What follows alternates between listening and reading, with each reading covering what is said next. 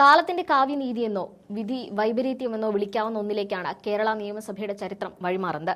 2026 നിയമസഭാ തെരഞ്ഞെടുപ്പിൽ ഭരണ തുടർച്ചയെന്ന LDFന്റെ മോഹങ്ങളെ തകർത്തെറിഞ്ഞ് UDF അധികാരം പിടിച്ചെടുത്തപ്പോൾ നിയമസഭയുടെ നടുത്തളത്തിൽ ആരും പ്രതീക്ഷിക്കാത്ത ചില രാഷ്ട്രീയ നാടകങ്ങൾ അരങ്ങേറാൻ പോകുന്നു എന്ന സൂചനകളാണ് ഇപ്പോൾ പുറത്തുവരുന്നത്. 2021 മുതൽ പിണറായി വിജയൻ മുഖ്യമന്ത്രിയായിരുന്ന കാലയളവിൽ VD സതീശനായിരുന്നു പ്രതിപക്ഷ നേതാവ്. എന്നാൽ 2026 എത്തിയപ്പോൾ അവിടെ കാര്യങ്ങൾ മാറിമറിഞ്ഞു.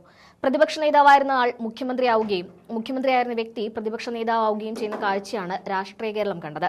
അവിടം കൊണ്ടും LDFന് തിരിച്ചടികൾ അവസാനിക്കുന്നില്ല എന്നാണ് പുറത്തുവരുന്ന ഏറ്റവും പുതിയ റിപ്പോർട്ടുകൾ സൂചിപ്പിക്കുന്നത്. മന്ത്രിസഭാ രൂപീകരണ ചർച്ചകൾ കൊടുമ്പിരി കൊണ്ട് നടക്കുമ്പോൾ സ്പീക്കർ കസേരയിലേക്ക് വടകരയുടെ സ്വന്തം KK രമയുടെ പേരാണ് ഉയർന്നു കേൾക്കുന്നത്. അധികാരം നഷ്ടപ്പെട്ട പിണറായി വിജയൻ നിയമസഭയുടെ ആദ്യ വരിയിൽ പ്രതിപക്ഷ നേതാവായി ഇരിക്കുമ്പോൾ ആ സഭയെ നിയന്ത്രിക്കാൻ സ്പീക്കറുടെ പീഠത്തിലേക്ക് KK രമ വന്നാൽ കേരളം കണ്ട ഏറ്റവും വലിയ രാഷ്ട്രീയ തിരിച്ചടികൾ ഒന്നായി അത് ചരിത്രത്തിൽ രേഖപ്പെടുത്തും. സർ, സംസാരിക്കാൻ എനിക്ക് അനുവാദം വേണമെന്ന് പിണറായി വിജയൻ സ്പീക്കറായ KK രമയോട് വിനീതനായി ചോദിക്കേണ്ടി വരുന്ന ആ നിമിഷത്തിനായി സോഷ്യൽ മീഡിയയും UDF അണികളും കാത്തിരിക്കുകയാണ്. UDF അധികാരത്തിൽ വരുമ്പോൾ KK രമയെ സ്പീക്കറാക്കണമെന്ന് സോഷ്യൽ മീഡിയയിലും കോൺഗ്രസ് സൈബർ ഗ്രൂപ്പുകളിലും ശക്തമായ ആവശ്യം ഉയരുന്നുണ്ട്. അങ്ങനെയെങ്കിൽ ഒഞ്ചിയത്തെ രക്തസാക്ഷി TP ചന്ദ്രശേഖരന്റെ ഓർമ്മകൾക്ക് മുന്നിൽ ആ സഭയുടെ ശിരസ് നമിക്കുന്ന കാഴ്ചയ്ക്കാകും കേരളം സാക്ഷ്യം വഹിക്കാൻ പോകുന്നത്.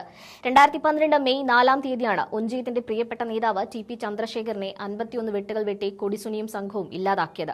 അന്ന് ചന്ദ്രശേഖരന്റെ ചേതനയേറ്റ ശരീരത്തിന് മുന്നിലിരുന്ന് വിങ്ങിപ്പൊട്ടിയ രമയെ കണ്ടവർ കരുതിയത് അവർ തകർന്നു പോയെന്നാണ്.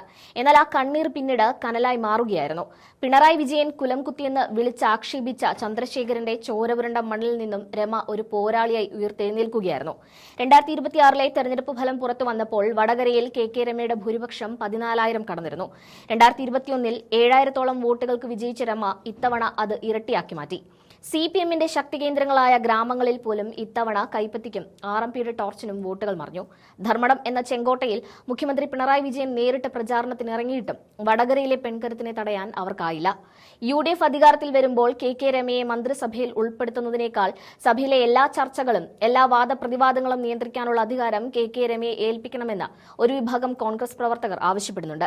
KK രമ നിയമസഭാ സ്പീക്കർ ആവുന്നതോടെ പ്രതിപക്ഷ നേതാവായ പിണറായി വിജയൻ അവർക്ക് മുന്നിൽ പതറേണ്ടി വരും എന്നാണ് കോൺഗ്രസ് സൈബറിടങ്ങളിലെ ചർച്ചകൾ വ്യക്തമാക്കുന്നത്.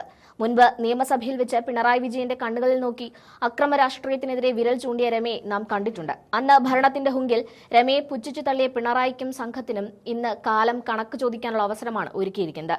M മണി സഭയിൽ വെച്ച് രമയെ ആസ്ഥാന വിധവയെന്ന് വിളിച്ച് അധിക്ഷേപിച്ചപ്പോൾ നിയമസഭയിലെ ഭരണപക്ഷം അത് ചിരിച്ചു തള്ളി. എന്നാൽ ഇന്ന് അതേ സഭയിൽ സ്പീക്കറുടെ റൂളിംഗിനായി പിണറായി വിജയൻ കാത്തു നിൽക്കേണ്ടി വരും. TP ചന്ദ്രശേഖരൻ കൊല്ലപ്പെട്ടപ്പോൾ CPMലെ പല നേതാക്കളും ഭയം കൊണ്ട് ഒഞ്ചിയത്തേക്ക് പോകാൻ മടിച്ചപ്പോൾ പാർട്ടി വിലക്കുകൾ ലംഘിച്ച് ആ വീട്ടിലെത്തിയത് VS അച്യുതാനന്ദനായിരുന്നു.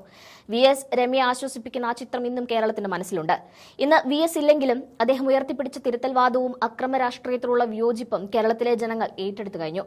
അതുകൊണ്ട് തന്നെയാണ് പയ്യന്നൂരിലും തളിപ്പറമ്പിലും അമ്പലപ്പുഴയിലും വിമതർ വിജയിച്ചു കയറിയത്. തിരുത്താൻ ശ്രമിച്ചവരെ കൊന്നൊടുക്കിയ ചരിത്രമുള്ള CPMനെ അവരുടെ അണികൾ തന്നെ തിരുത്താൻ തുടങ്ങിയതിന്റെ പ്രതിഫലനമാണ് ഈ മണ്ഡലങ്ങളിലൊക്കെ കണ്ടത്. എന്തായാലും കോൺഗ്രസ് പ്രവർത്തകരുടെ ആഗ്രഹം പോലെ KK രമയാണ് സ്പീക്കർ പദവിയിലേക്ക് വരുന്നത് എന്നുണ്ടെങ്കിൽ പ്രതിപക്ഷം ഒന്നുകൂടി വിയർക്കുമെന്നുറപ്പാണ്.